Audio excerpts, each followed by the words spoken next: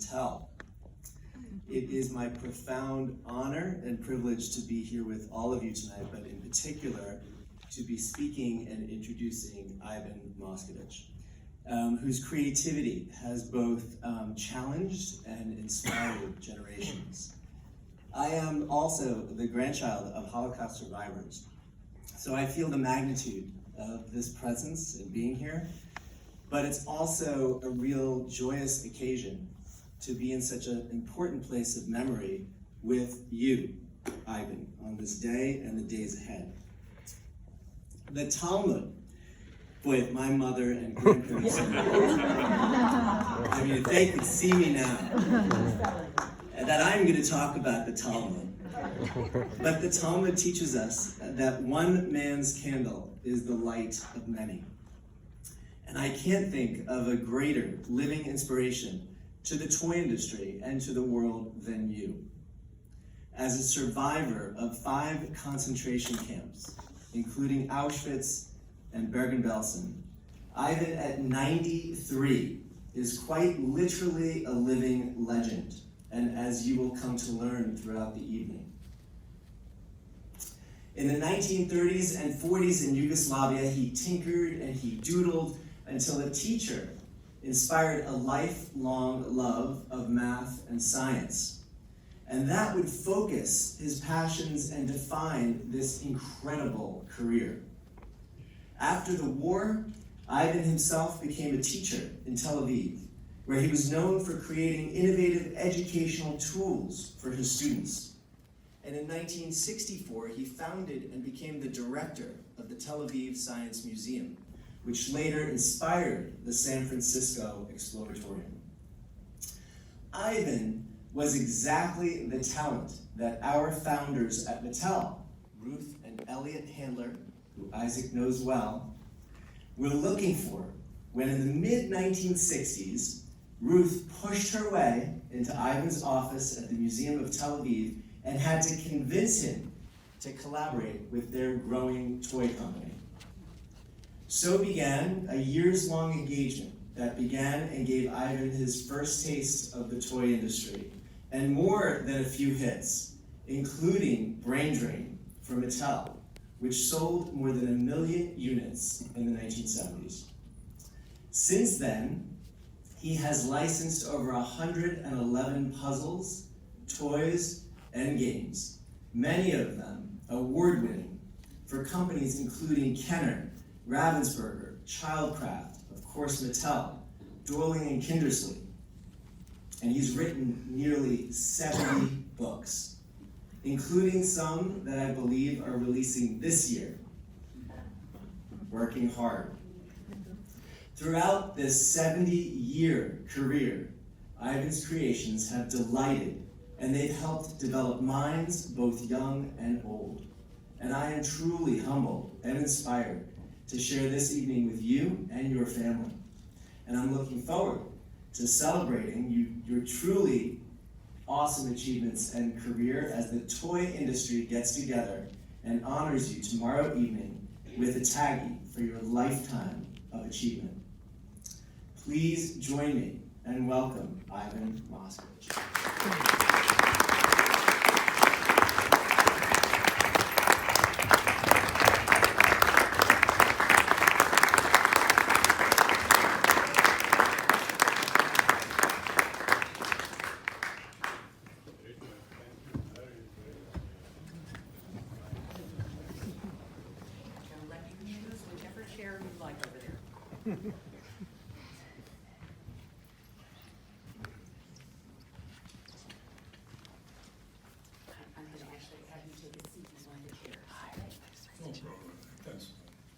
Okay. After what you have to say, then will you take a seat in a chair so I can ask you some questions? I'm just going to borrow this. Thank you. Richard, thank you very much to hear about me from Mattel. I will come back to Mattel a bit later. My name is Ivan Moscovich. I was born in former Yugoslavia. I am one of the last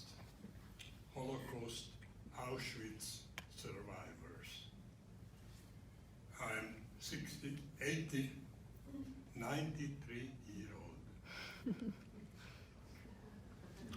Dear friends in Chicago, it is simply fantastic after so many years to see again many dear old friends.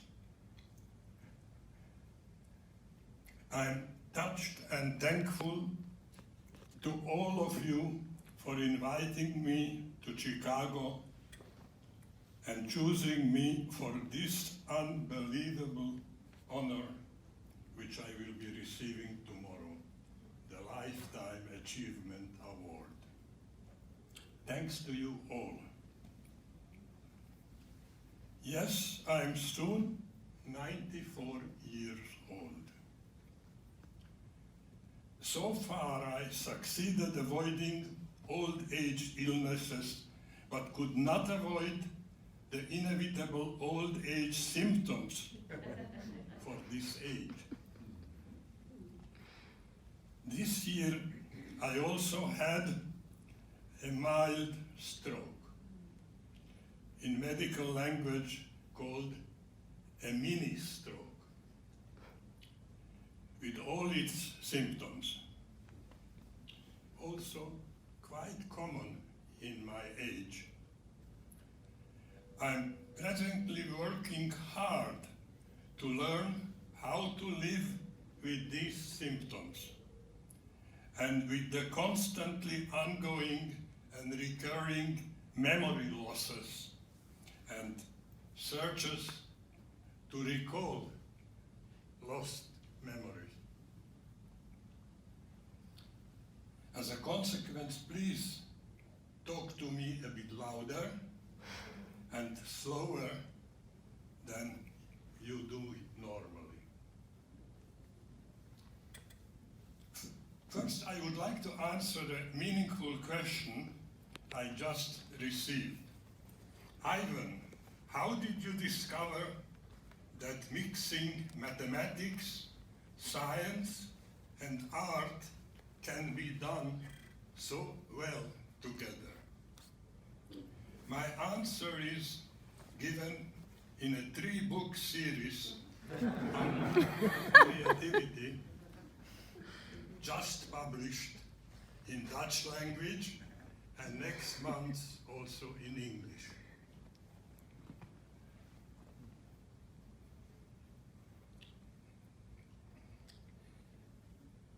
In Dutch, it was published by a Belgian company, Lano, and in English, it will be published by the today's memorial of one of my earlier concentration camps. I spent some time.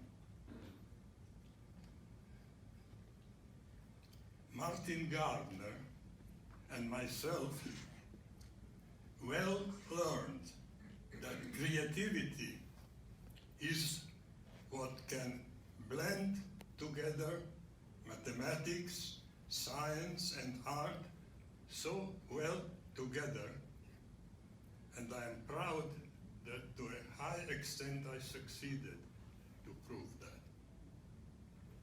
Yes, I am soon 94 years old, which puts me in the group of a diminishing number of survivors of Auschwitz and other concentration camps survivors. In 2014, their number was about 500,000. In 10 years, there will be no more survivors.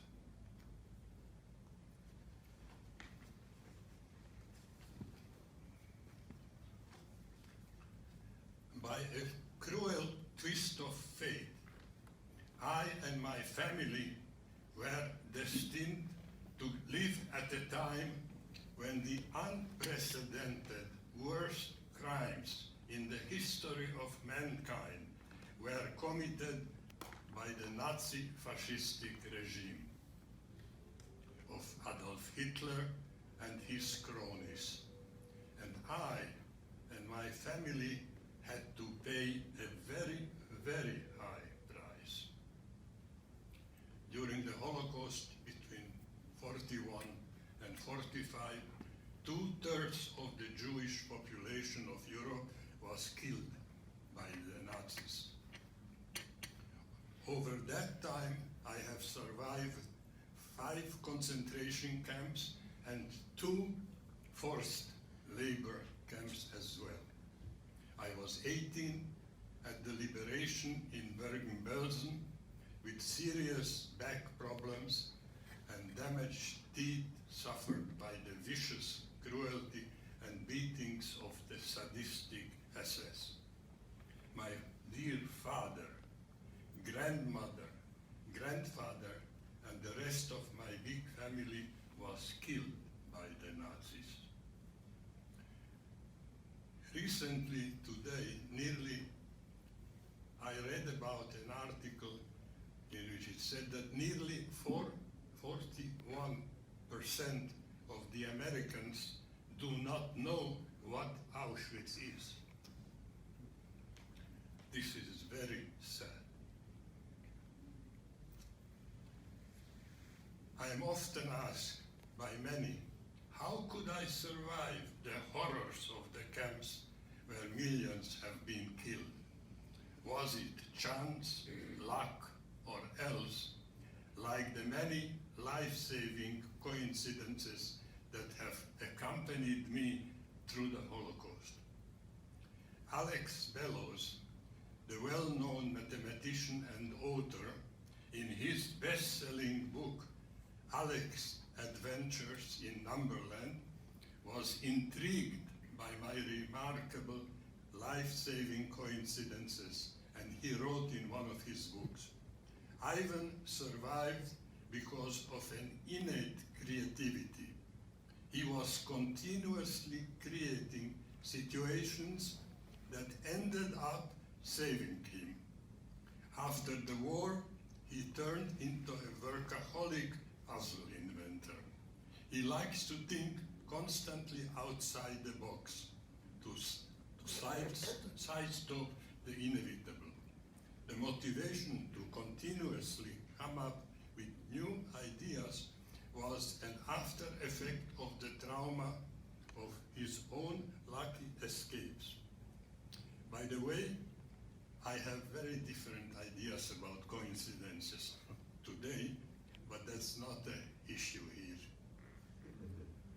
The workaholic period of 75 years after the liberation was an intensely busy and driven period of my creativity, with achievements I'm extremely proud of today.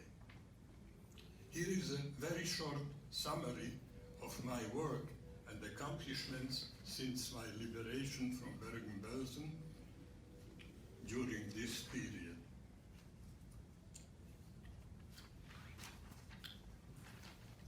In the 50s, I have created the first ever fully hands-on type of a science museum in Israel with a planetarium, and was its director for 20 years.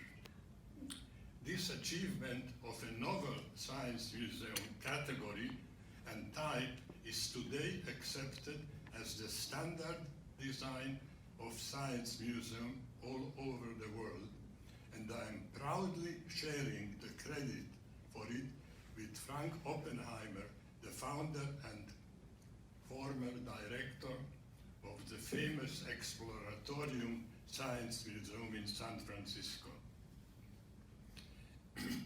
In addition, I have invented over 112 mathematical puzzles and games, many of which became prize winners and bestsellers.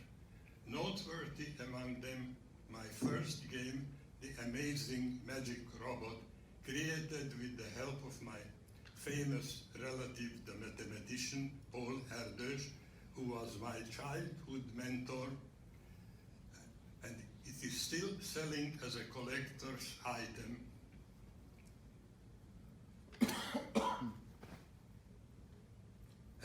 Additionally, the Brain Drain series of puzzles produced by Mattel today are also collector's items.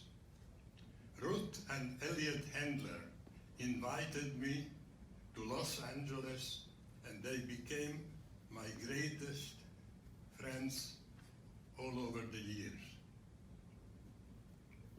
Their fantastic friendship changed the course of my life. At our first meeting, they invited me to a Chinese restaurant. My fortune cookie, one of the famous coincidences I mentioned, said, "Sell your ideas. They are totally acceptable." I have still the fortune cookie glued to my Filofax diary.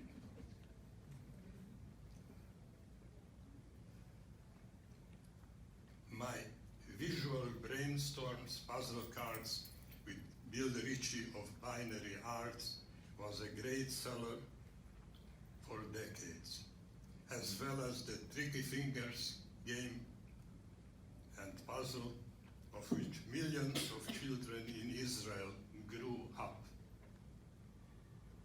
and quite a number of other puzzles between the 112 I invited.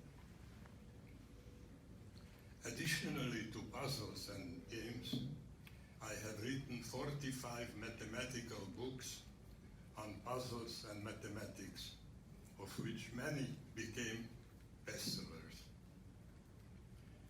Visiting Workman Publishing, one of the publishers, in New York recently, I was very proud to be shown a wardrobe storing their books, which sold over 1 million copies, prominently displaying my 1,000 platings, one of my early books, of which were sold over 1 million copies and is still selling today quite well.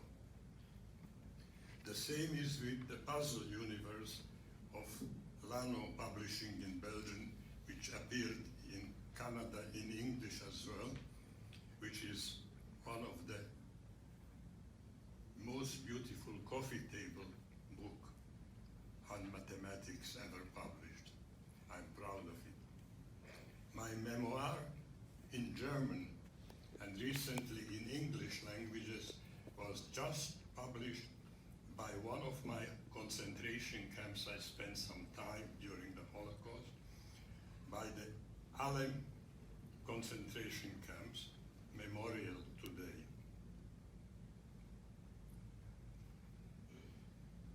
Further than all that, by the 60s, I became one of the early cybernetic artists by inventing an analog computer of a novel, completely original design, patented as the harmonograph of Moscovich, and using it to draw original, unique paintings of great beauty called the harmonograms of Moscovich, which was first exhibited in 1968 at the milestone exhibition Cybernetic Serendipity at the ICA, the Institute of Contemporary Art in London, and the artistic quality of my harmonograms were highly reclaimed, and at that time I had several exhibitions worldwide. I was particularly pleased to meet Escher at one of these exhibitions.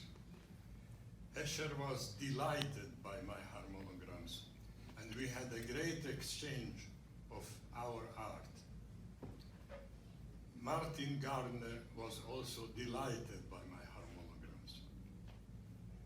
But I had stopped creating harmonograms by the late 70s expecting that advances of digital computing will produce soon art that will overshadow the output of my analog computer creations. But that did not happen. And there is an enormous renewal of interest in my harmonograms presently. My exhibition in 2014 at the Hospital Club in London was an enormous success, with a very great number of my harmonograms sold at the opening night of the exhibition. It was followed by an exhibition at the nearly opened Hospital Club in Los Angeles, which is still open there. And I'm presently being invited by several planned exhibitions worldwide to be opened in the very near future. I have with me 34 beautiful original harmonograms. Presently, my harmonograms are sold worldwide by the Holocaust Club in London and Los Angeles at the price of $5,000 each.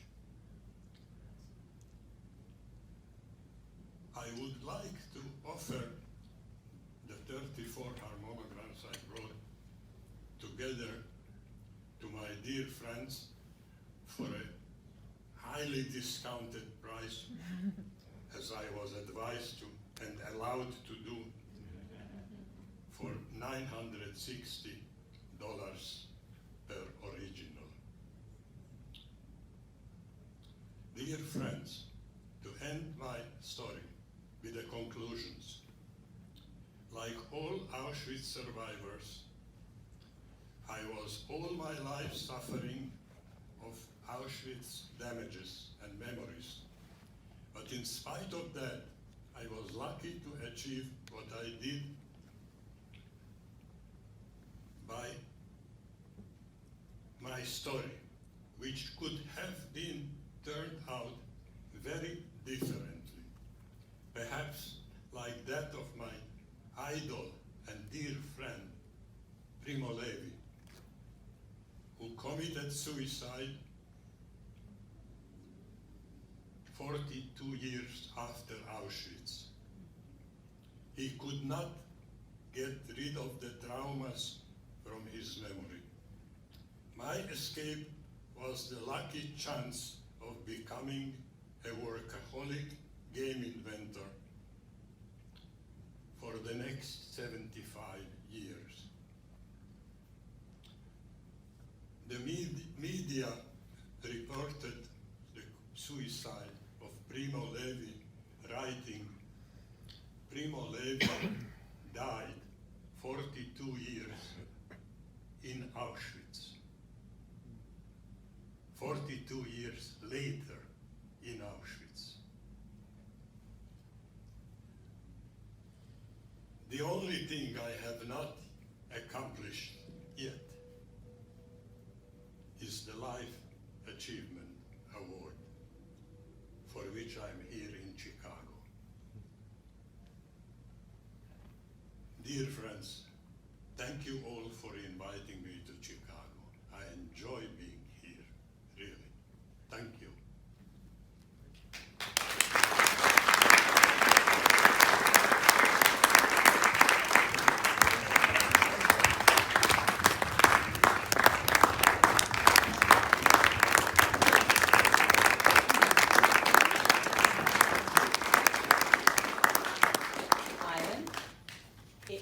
Another minute or two. Do you have another minute or two? Okay. There are about 1.5 things he did not cover that I'd like. Would you mind taking a seat over here? Great. Thank you very much. That was outstanding. If I had a pencil, I could cross this off, cross this off, cross this off. No, that was wonderful. Thank you so much. That was far more in depth than I was going to be able to get into. So thank you.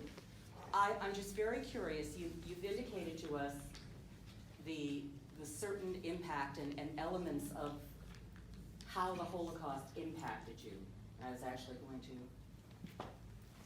show this map for people who need a little geographical assistance.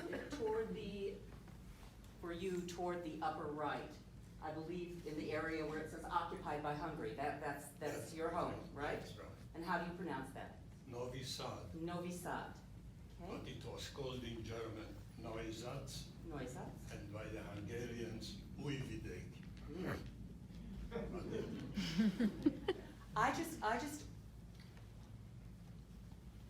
I have had the great good fortune and privilege of knowing many, many Holocaust survivors.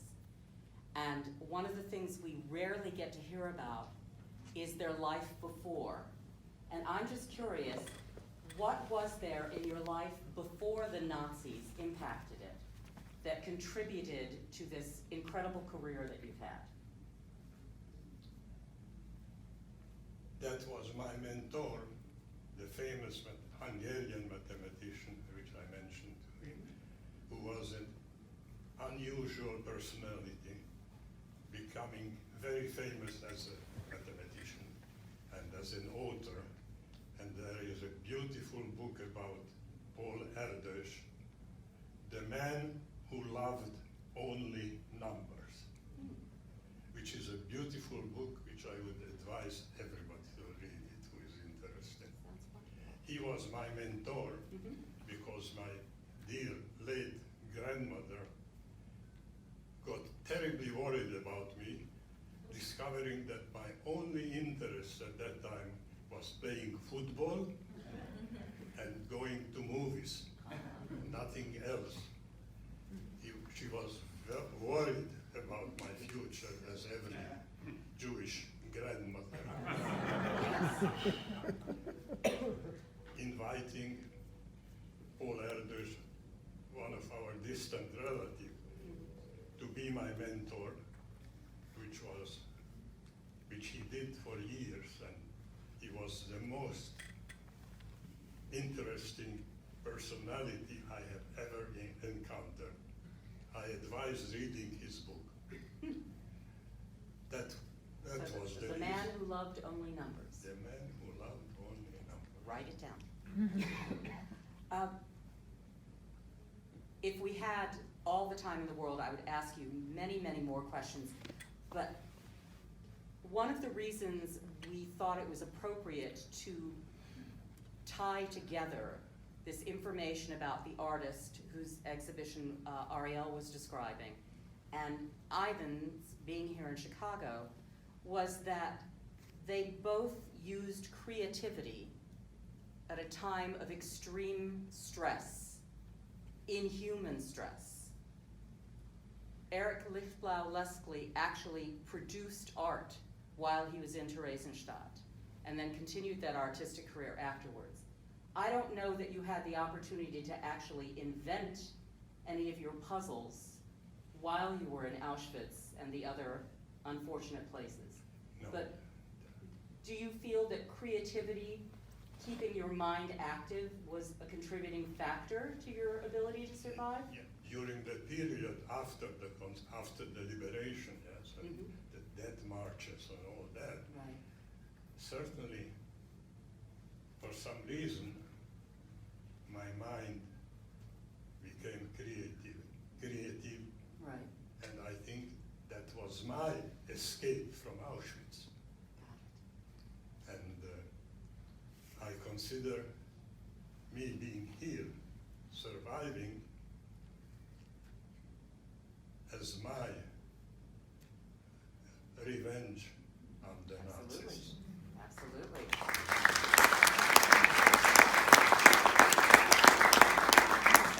Now, you have not walked the path of life alone. If I understand correctly, you've had a lovely lady who's been a part of your life Yes. for a long time. Yes. I know your daughter is here and your granddaughter is here, but tell us a little bit about when did you meet your lovely wife? It was in Israel. Soon after the liberation, I went back to Yugoslavia, finished my studies there, and then after Israel was created, I immigrated to Israel, and 2 or 3 years later, I met my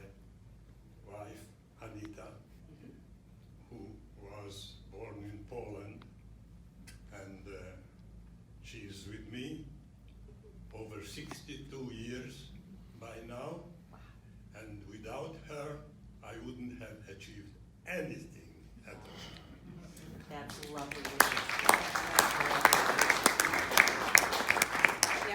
Now, both Richard mentioned and Ivan himself mentioned in his remarks that he has produced more than 112 puzzles and games and Yes, things of that sort. And how many books? 45. Lots of books. So here's just a couple of examples of some of the book titles, some of the various book titles that I could find online. And I don't know, is Ivan's Hinge still available? Yes. Is it? Okay. Still. It's a possibility. And I picked that one because I tend to think some of my grandsons would like anything having to do with aliens. Okay? But what I'm fascinated also is by this incredible artwork, these harmonograms. Harmonograms. These are some of just a few of the beautiful examples that I found. They're remarkable. I really, I'm very impressed by them.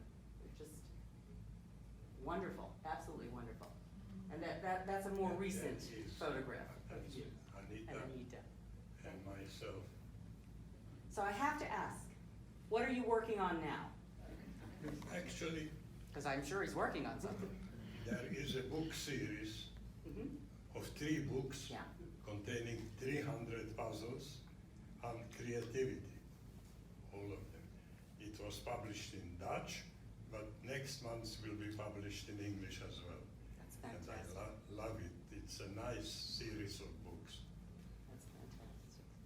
And I'm trying to create interesting creativity because to my mind, creativity was a little bit neglected as to be recognized, Mhm. to be so critically important in creation.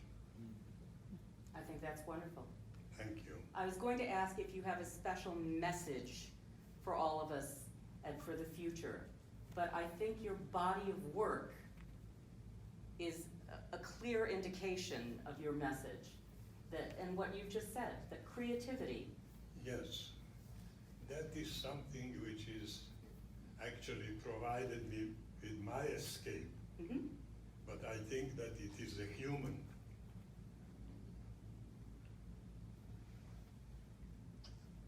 thing which should be recognized and should be understood and should be studied and all that in order to create it in every Exactly. person. Because every person, each of us, is potentially creative. The mystery is why that creativity is not so obviously there in everybody. So we And should therefore, cultivate I think creativity it and should encourage be- it. We should create some kind of a pressure and thinking about it to become inherently creative, which is everybody of us capable of. Fantastic advice. 100%. Thank you so much. Thank you. And Thank once you. again,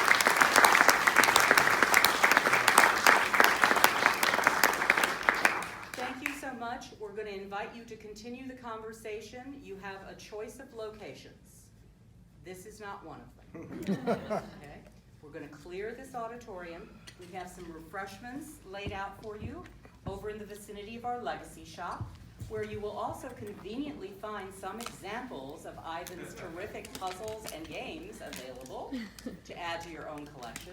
And then if you want and time permitting, please go upstairs to our second floor to both our Gidwitz and our Northern Trust galleries and see this remarkable exhibition. Thank you so much for being here tonight. Thank you.